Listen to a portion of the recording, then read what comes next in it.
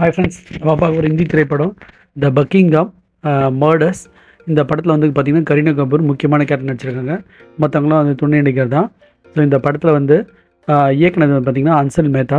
So இந்த வீடியோக்குள்ளே போகிறதுக்குள்ளே நீங்கள் இந்த வீடியோ பிடிச்சிருந்தா லைக் பண்ணுங்கள், ஷேர் பண்ணுங்கள், சப்ஸ்கிரைப் பண்ணுங்கள். ஸோ இது வந்து பார்த்திங்கன்னா ஒரு க்ரைம் த்ரில்லராக சொல்லலாம், ட்ராமா ஜோனரில். ஸோ இதில் வந்து இதை எழுதுனது அசீம் அரோரா, ராகவ் ராஜ் காக்கர்னு எழுதியிருக்காங்க. இதில் வந்து கரீனா கபூர் வந்து ஒரு முக்கியமான கேரக்டர் நடிச்சிருக்காங்க. அவங்க தான் வந்து ஒரு டிடெக்டிவாக நடிச்சிருக்காங்க. வாங்க கதைக்குள்ளே போயிடலாம் ஸ்ட்ரெயிட்டாக. இது வந்து ஒரு க்ரைம் த்ரில்லர், நான் ஏற்கனவே சொன்னேன். ஸோ வந்து கிளைமேக்ஸ் வந்து நம்புற மாதிரி இருக்குது. ஃபஸ்ட்டு மேலோட்டமாக சொல்கிறேன் கதையை. கிளைமேக்ஸ் வந்து நம்புற மாதிரி இருக்குது. ஸோ ஃபஸ்ட்டு வந்து பார்த்திங்கன்னா ஏற்கனவே இவங்க வந்து ஒரு போலீஸ்காரங்களாக இருப்பாங்க, டிடெக்டிவாக இருப்பாங்க போலீஸ்ன்னே வச்சுக்கலாம். ஸோ இப்போ அவங்க பையன் வந்து இறந்துட்டுருப்பான். ஸோ இவனோட வந்து இன்சூரன்ஸ் பணம் ஒரு 2 லட்சம் பவுண்ட் வரா மாதிரி ஒரு இது இருக்கும். அந்த சூழ்நிலை இவங்க வந்து இன்னொரு டவுனுக்கு போயிடுவாங்க. அதான் பக்கிங்ஹாமில் நடக்கிற மாதிரி பிரச்சனை. ஸோ இந்த கதையை வந்து அழகாக டைரக்டர் அன்சல் மேத்தா வந்து அழகாக கையாண்டிருக்காரு. கரீனா கபூரோட ஆக்டிங்லாம் வந்து ரொம்ப யதார்த்தமாகவும் நல்லாவும் இருந்துச்சு. ஓவர் மேக்கப்பு அப்படியே ரொம்ப இதுவாலாம் இல்லாமல் நல்லா பண்ணியிருந்தாங்க. ஸோ இந்த படத்தோட கதை வந்து பார்த்திங்கன்னா அதே மாதிரி ஒரு கொலை குற்றத்துக்காக இவங்க வந்து விசாரணைக்கு போவாங்க. அதில் வந்து பல திடுக்கிடும் தகவல் கிடைக்குது. ஸோ அதில் வந்து பார்த்திங்கன்னா அந்த ஒரு ஹஸ்பண்ட் ஒய்ஃபோட பையன் இறந்துருவான்.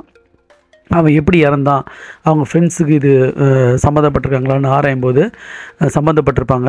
ஆனால் வந்து இந்த கொலையை பண்ணது வந்து ஃப்ரெண்ட்ஸுங்க தான் வரும். ஆனால் வந்து அவங்க 2 பேர் கொலை பண்ணியிருக்க மாட்டாங்க, 2 ஃப்ரெண்ட்ஸுங்க. இந்த 2 ஃப்ரெண்ட்ஸுக்குள்ள ஜென்ஸ் பாய்ஸ் தான். அவங்க வந்து அவங்களுக்குள்ள ஒரு தகாத உறவு இருக்கும். அந்த உறவு வந்து இவங்க வந்து ஒன்றா இருக்கும்போது இந்த பையன் பார்த்துருவான். அப்போ வந்து இந்த 2 பசங்களும் வந்து அவனை அடித்து தத்துவாங்க. இவனும் அடி வாங்கின்னு போயிட்ட உடனே வந்து பார்த்தா இவங்க 2 பேர் வந்து போய் குளிப்பாங்க. அதெல்லாம் ஒரு இங்கிலீஷ் படத்தை பார்த்து காப்பி அடித்த மாதிரி இருந்த அந்த சீன் தான். அவங்க 2 பேர் குளிச்சுட்டு வெளியே வரும்போது பார்த்திங்கன்னா இந்த பையன் தண்ணியில் விழுந்து கிடப்பான். அப்போ இவங்க நினச்சிப்பாங்க இவங்க தான் சாவடிச்சிட்டாங்க, அந்த 2 பசங்க நினைப்பாங்க. அப்படி இல்லாமல் இந்த கதையில் ட்விஸ்ட்டுன்ற மாதிரி கிளைமேக்ஸில் வரும். அது வந்து ரொம்ப நம்புற மாதிரி இருந்தது. ஸோ அந்த படத்தில் கொலை பண்ணது யாருன்றது தான் படத்தோட கிளைமேக்ஸு.